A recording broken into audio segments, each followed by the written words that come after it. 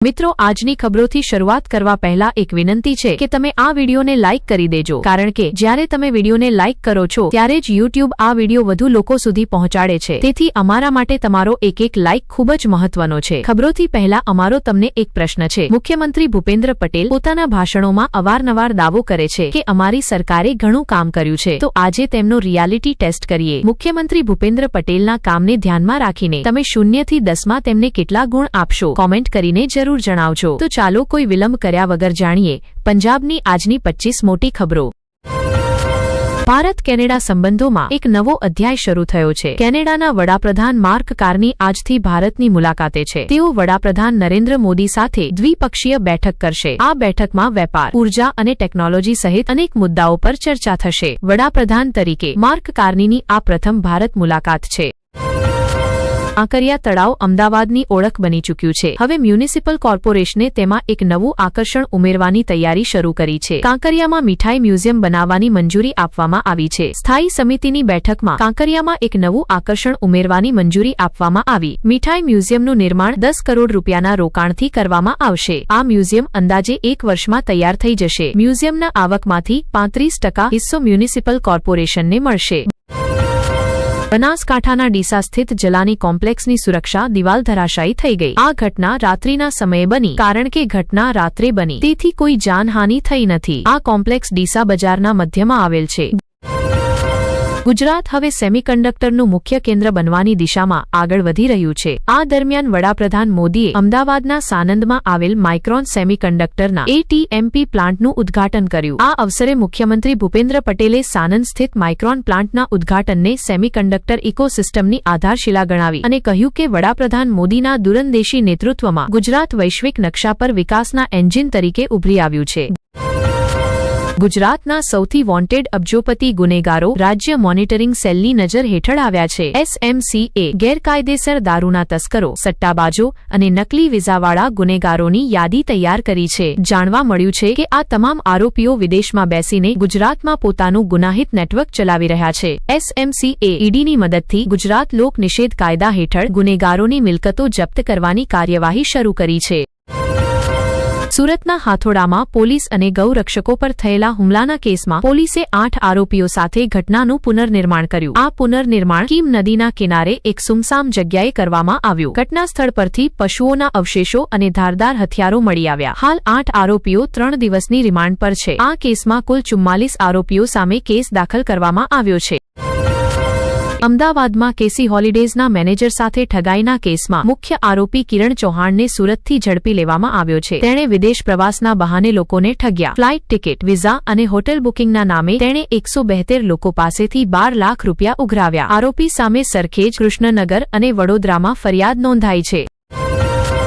પોરબંદરના હજારો લોકો વેપાર માટે ઇઝરાયેલમાં રહે છે। હાલમાં ઇઝરાયેલ અને ઈરાન વચ્ચે યુદ્ધ ચાલી રહ્યું છે, જેમાં સાયરન વાગતા જ સુરક્ષા દળોને બંકરોમાં જવું પડે છે। જો કે હાલ ગુજરાતી લોકો સુરક્ષિત છે। જો યુદ્ધ લાંબુ ચાલશે તો ત્યાં રહેતા ગુજરાતીઓને મુશ્કેલીઓનો સામનો કરવો પડી શકે છે। વર્તમાન પરિસ્થિતિમાં ત્યાં રહેતા ભારતીય નાગરિકો યુદ્ધ જેવી સ્થિતિ અનુભવી રહ્યા છે। હજારો ગુજરાતી પોતાના પરિવારની સુરક્ષા અને રોજગારી માટે ઇઝરાયેલ ગયા છે, જેમાં પોરબંદર જિલ્લાના હજારો કારીગરો પણ સામેલ છે।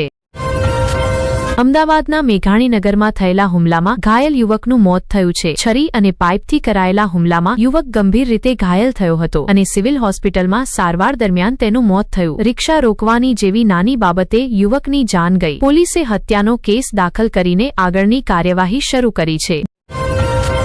જૂનાગઢના વિસાવદર ભાલ ગામની સીમા પર અથડામણની ઘટના સામે આવી છે। ટ્રસ્ટ પરિસરને લઈને 2 પક્ષો વચ્ચે વિવાદ થયો, જેમાં રાજકોટના સ્વામી અને ટ્રસ્ટી જૂથ વચ્ચે હાથાપાઈ થઈ। સ્વામી અને અન્ય લોકો સામે ધમકીની ફરિયાદ નોંધાઈ છે। વિરોધી પક્ષે એક દંપતી સહિત 3 લોકો સામે પોલીસમાં ફરિયાદ નોંધાવી છે। વડાપ્રધાન નરેન્દ્ર મોદી સાનંદમાં માઇક્રોન સેમિકન્ડક્ટર ટેકનોલોજી ઇન્ડિયાના અદ્યતન એસેમ્બલી, ટેસ્ટ અને પેકેજિંગ પ્લાન્ટનું ઉદ્ઘાટન કરશે। આ પ્રોજેક્ટ ભારતને આત્મનિર્ભર બનાવવાની દિશામાં મહત્વપૂર્ણ પગલું સાબિત થશે। વડાપ્રધાન દેશને પહેલો made in India semiconductor chip પણ અર્પણ કરશે। આ ઉદ્ઘાટન ભારતના સેમિકન્ડક્ટર ઉત્પાદન ક્ષેત્રમાં એક મહત્વપૂર્ણ સિદ્ધિ છે। સાનંદ ATMP પ્લાન્ટમાંથી પહેલો made in India semiconductor memory મોડ્યુલનો વ્યાવસાયિક ઉત્પાદન અને શિપમેન્ટ શરૂ થશે। વડાપ્રધાને કહ્યું, મેક ઇન ઇન્ડિયા હવે સંપૂર્ણ ગતિએ આગળ વધી રહ્યું છે. ગયા 11 વર્ષોમાં ઇલેક્ટ્રોનિક ઉત્પાદનોનું ઉત્પાદન અનેક ગણું વધ્યું છે. ઇલેક્ટ્રોનિક ઘટકોનો વિસ્તાર વધતા સેમિકન્ડક્ટરની માંગ પણ એ જ પ્રમાણમાં વધશે. ભારત માટે વૈશ્વિક અને ઘરેલું બંને ક્ષેત્રોમાં અપાર તકો છે. સાનંદ એ ધરતી છે જે માટીને સોનામાં ફેરવી દે છે. હું મારા અનુભવથી આ કહી રહ્યો છું. ગાંધીનગરના દહેગામમાં પુષ્પા સ્ટાઇલમાં ચંદનની ચોરી થઈ છે. ચંદન ચોરોના એક ગેંગે રાતોરાત ખેતર સાફ કરી દીધું. તેમણે 10 વૃક્ષો ઉખાડી નાખ્યા. ચંદન ચોરોની ગેંગ ફરાર થઈ ગઈ. તસ્કરો ખેતરમાં ઘૂસીને લાખો રૂપિયાનું ચંદન ચોરી ગયા. તસ્કરોએ 300 કિલોથી વધુ ચંદન ચોરી લીધું. આ ઘટનાથી ખેતર માલિક પર દુઃખનો તોફાન આવી ગયો છે. પોલીસ ચંદન ચોરોના ગેંગને પકડવા માટે સક્રિય થઈ ગઈ છે.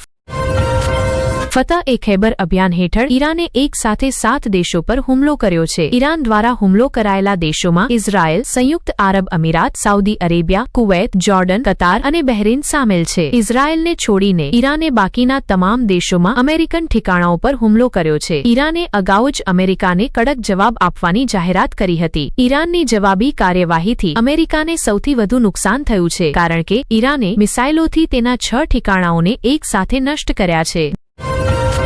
દેવભૂમિ દ્વારકામાં ફૂલડોલ ઉત્સવ બાદ મોટી સંખ્યામાં શ્રદ્ધાળુઓ એકત્રિત થયા. ફૂલડોલ ઉત્સવ મંદિર પરિસરમાં ભવ્ય રીતે ઉજવાયો. શ્રદ્ધાળુઓ કૌશિક ભરવાડ સહિત કલાકારોના રસગીતોમાં મગ્ન રહ્યા. કલેક્ટર રાજેશ તન્નાએ પણ રસોત્સવમાં ભાગ લીધો. રાહદારીઓ અને શ્રદ્ધાળુઓએ ભવ્ય રસોત્સવનો ભરપૂર આનંદ લીધો.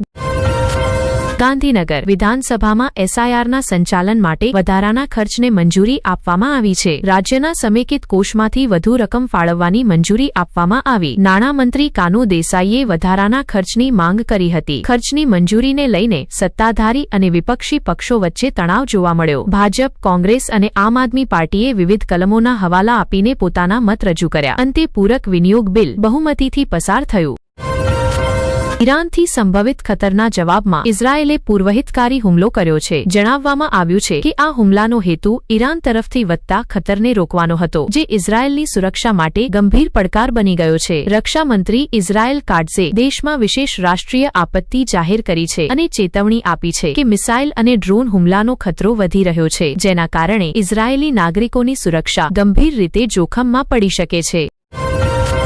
ઉનાળો શરૂ થાય તે પહેલા રાજ્યમાં કુલ 74% જળ સંગ્રહ નોંધાયો છે, પરંતુ વિસ્તારો પ્રમાણે સ્થિતિમાં મોટો તફાવત છે. સૌરાષ્ટ્ર વિસ્તારમાં જળ સંગ્રહ ઘટીને માત્ર 60% રહ્યો છે, જ્યારે કચ્છ જિલ્લામાં તે માત્ર 40% સુધી સીમિત છે. સમગ્ર રાજ્યમાં કુલ 6,63,000 MCFTથી વધુ પાણી ઉપલબ્ધ છે, જે ગયા વર્ષની સરખામણીએ આશરે 38,000 MCFT વધુ છે. આવનારા ઉનાળામાં રાજ્યને પોતાની જળ જરૂરિયાતો માટે કુલ 207 જળાશયો પર નિર્ભર રહેવું પડશે.